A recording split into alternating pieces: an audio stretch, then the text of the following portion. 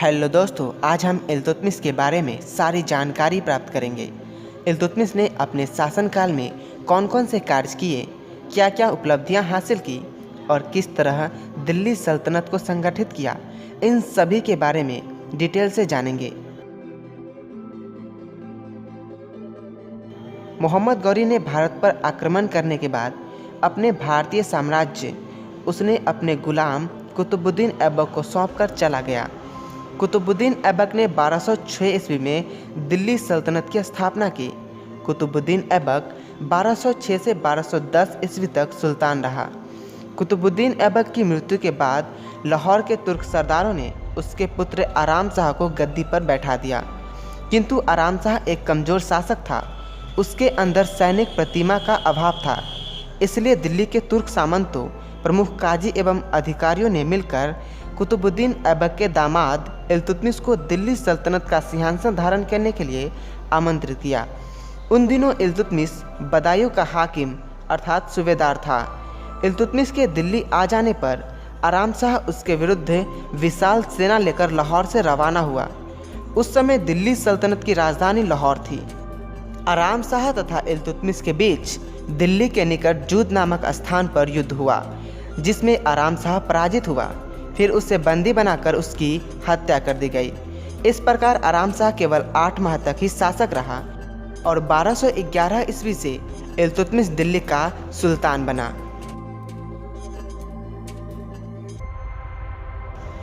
इल्तुतमिश का जन्म मध्य एशिया में हुआ था।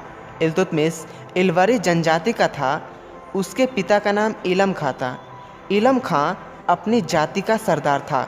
इल्तुतमिश एक होनहार युवक था, इसलिए इल्तुतमिश के भाई उसकी योग्यता के कारण उससे जलन करते थे।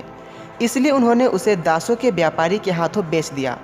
उसे कई सारे लोगों ने खरीदा, कभी गजनी, कभी बुखारा बेचने के लिए लाया गया। अंत में उसे कुतुबुद्दीन ऐबक ने जमालुद्दीन चुस्तकवा से दिल्ली में खरीद लिया। उस समय उसकी कीमत 1 लाख जितल थी। तांबे के बने सिक्के को जितल कहा जाता था। इल्तुतमिश पढ़ा लिखा और बुद्धिमान था, इसलिए उसे सीधे सरजनदार यानी अंगरक्षकों का प्रधान के पद पर नियुक्ति हुई। मिन्हाज कहते हैं कि कुतुबुद्दीन ऐबक ने उसमें प्रशंसनीय गुण देखे, इसलिए एक के बाद दूसरा पद देते हुए अमीर शिकार और ग्वालियर का अमीर पद प्रदान किया। इसके बाद उसे इक्ता प्रदान की गई। उसने बरन का इक्ता और फिर बदायूं का इक्ता भी प्रदान किया गया। यह इक्ता दिल्ली सल्तनत में सबसे बड़ा था। जब मोहम्मद गौरी भारतीय साम्राज्य का प्रशासन कुतुबुद्दीन ऐबक को सौंपकर 1205 से 6 ईस्वी में अपने देश लौट रहा था, तब सिंधु नदी के दमयक नामक स्थान पर मोहम्मद गौरी और खोखरों के विरुद्ध अभियान में इल्तुतमिश ने विशेष योग्यता प्रदर्शित की थी। इसलिए मोहम्मद गौरी ने ऐबक से कहा था कि तुम इसके साथ अच्छा व्यवहार करना, क्योंकि वह यशस्वी व्यक्ति बनेगा। हालांकि इस अभियान में खोखरों ने मोहम्मद गौरी की हत्या कर दी थी। कुतुबुद्दीन ऐबक की मृत्यु के पश्चात इल्तुतमिश 1211 ईस्वी में दिल्ली का इलवरी सुल्तान बना। वह 1211 से 1236 ईस्वी तक दिल्ली पर शासन किया। उसके इस 25 वर्ष के शासनकाल को हम 3 भागों में बांट सकते हैं। प्रथम 1211 से 1220 ईस्वी विरोधियों के दमन का काल। दूसरा 1221 से 1227 ईस्वी मंगोलों से संघर्ष का काल। व तीसरा 1227 से 1236 ईस्वी वंशनीय सत्ता की स्थापना एवं राज्यों की सुदृढ़ीकरण का काल। जब इल्तुतमिश सुल्तान बना तब उसके सामने कई समस्याएं थी, जैसे कि गजनी का शासक यल्दुज भारत पर अधिकार करना चाहता था। सिंध का शासक नासिरुद्दीन कुवाचा भी भारत पर अपना अधिकार मानता था। राजपूत राज्य स्वतंत्र हो गए थे या स्वतंत्र होने का प्रयास कर रहे थे। प्रथम काल 1211 से 1220 ईस्वी। इस काल में इल्तुतमिश को गजनी का शासक यल्दुज तथा सिंध का शासक नासिरुद्दीन कुवाचा के साथ संघर्ष करना पड़ा। जब ख्वारिज़म वालों ने यल्दुज को गजनी से भगा दिया तो उसने लाहौर पर अधिकार कर लिया। पंजाब तथा थानेश्वर को भी यल्दुज ने अपने अधिकार में कर लिया था। इल्तुतमिश ने 1215 से 16 ईस्वी में तराइन के मैदान में यल्दुज को हराया। यल्दुज वहां से भागकर हांसी गया परंतु वहाँ उसे बंदी बना लिया गया और बदायूं ले जाकर उसका वध कर दिया गया।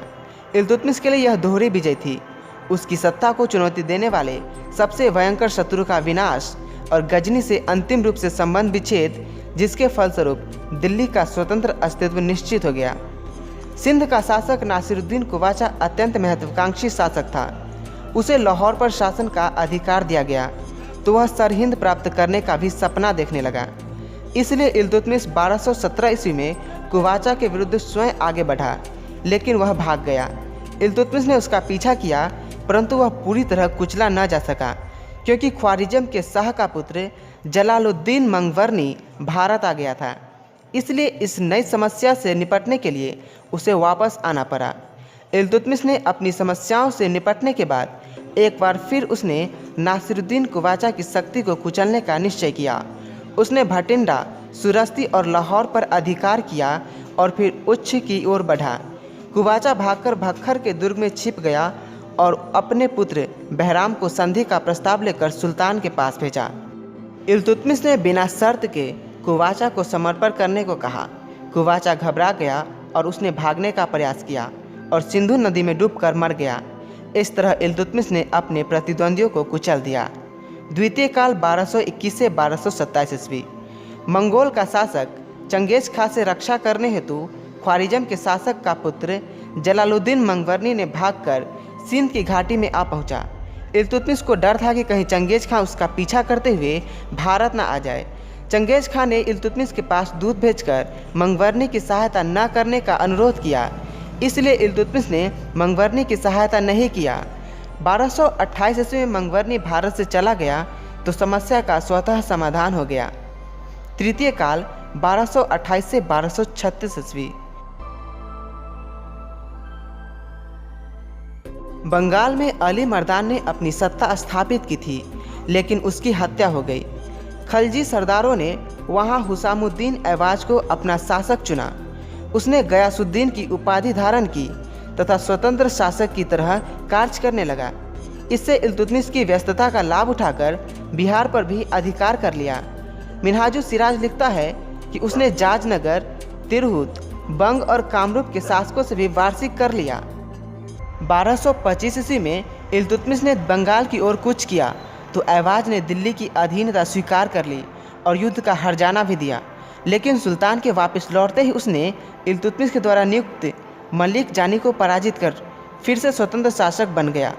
बाद में इल्तुतमिश के पुत्र नासिरुद्दीन महमूद ने उसे पराजित किया और वह मारा गया। इल्तुतमिश ने 1226 ईस्वी में रणथंभौर और 1227 ईस्वी में मंडोर दुर्ग मारवाड़ पर विजय प्राप्त की। सुल्तान ने 1231 से 32 ईस्वी में ग्वालियर पर अधिकार कर लिया। 1234 ईस्वी में उसने कलिंजर और फिर भिलसा पर विजय प्राप्त की। उसने जालौर के चौहान राजा उदय सिंह को भी पराजित किया। गुजरात के चालुक्यों को भी उसने पराजित किया था। उसने दोआब को भी विजित कर बदायूं, कन्नौज, कटेहर को जीता। इस प्रकार इल्तुतमिश ने पंजाब और सिंध पर अधिकार करने के बाद अपनी शक्ति का विस्तार मकरान तक किया। इल्तुतमिश को वैध अधिकार पत्र भी प्राप्त हुआ था। 18 फरवरी 1229 को बगदाद के खलीफा के राजदूत दिल्ली आए और उन्होंने इल्तुतमिश को सुल्तान पद का मानपत्र प्रदान किया। इस पत्र में इल्तुतमिश को दिल्ली सल्तनत का स्वतंत्र शासक स्वीकार किया गया था। इस संवैधानिक स्वीकृति से सुल्तान की प्रतिष्ठा में वृद्धि हुई, क्योंकि अब सुल्तान का पद वंशानुगत हो सकता था। सुल्तान इल्तुतमिश दिल्ली सल्तनत को सुदृढ़ करने हेतु सतर्क था। उसने विरोधी अमीरों की शक्ति को नष्ट करके 40 गुलामों का एक दल चरगान या चहलगामी संगठित किया, जो सुल्तान की प्रत्येक कार्य में सहायता करते थे। सुल्तान के वे सलाहकार तो थे ही, साथ ही उच्च पदों पर भी नियुक्त थे। इल्तुतमिश न्याय व्यवस्था पर नियंत्रण करने हेतु सभी बड़े शहरों में काजी और अमीरदाद नियुक्त किए, जो मुकदमे सुनकर फैसला देते थे। अंतिम निर्णय स्वयं सुल्तान करता था। इब्न बतूता ने लिखा है कि सुल्तान के महल के द्वार पर संगमरमर के 2 शेर बने हुए थे, जिनके गले में 2 घंटियां लटकी हुई थी। सताया हुआ व्यक्ति इन घंटियों को बजाता था, उसकी फरियाद सुनकर तुरंत न्याय की व्यवस्था की जाती थी।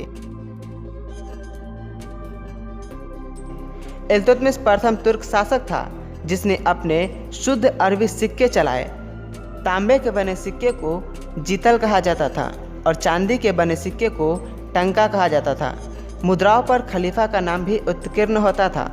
सुल्तान की स्वतंत्र मुद्राओं से जनसाधारण का विश्वास सल्तनत के स्थायित्व के प्रति बढ़ गया।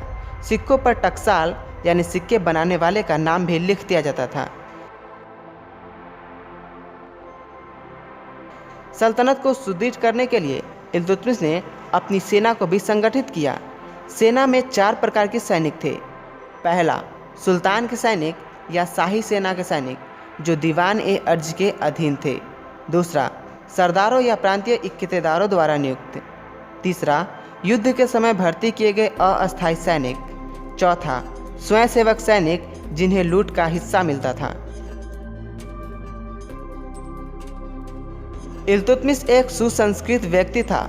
उसके दरबार में मिन्हाजुस सिराज, अफजल मुल्क इसामी, निजामुल मुल्क मोहम्मद जुनैदी और कुतुबुद्दीन हसन गौरी जैसे विद्वान उसके दरबार की शोभा बढ़ाते थे। इल्तुतमिश ने कुतुब मीनार को पूरा करवाया था तथा हौज ए शम्सी ईदगाह और जमा मस्जिद बनवाई। मारवाड़ के नागौर में उसने एक विशाल दरवाज़ा बनवाया। उसने कुतुबी मस्जिद के पास दिल्ली में 1235 ईस्वी में अपने मकबरे का निर्माण करवाया।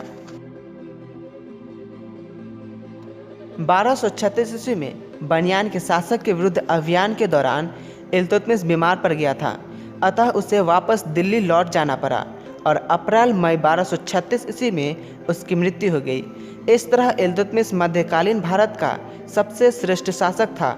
उसने इसकी राजधानी लाहौर से दिल्ली स्थानांतरित किया, इसलिए इल्तुतमिश को दिल्ली सल्तनत का वास्तविक संस्थापक कहा जाता है। उसने देश को एक राजधानी, स्वतंत्र राज्य, राजतंत्रीय शासक और शासक वर्ग प्रदान किया। तो दोस्तों, ये थे इल्तुतमिश के बारे में पूरी जानकारी। उम्मीद करता हूँ आपको यह वीडियो पसंद आया होगा। यह वीडियो के बारे में आप अपना राय कमेंट में बताएं। इसे अपने दोस्तों के साथ शेयर करना बिल्कुल ना भूलें। अगर आप इस चैनल पर नए हो तो इस चैनल को सब्सक्राइब जरूर करें। तो मिलते हैं कई नए वीडियो में, तब तक के लिए जय हिंद।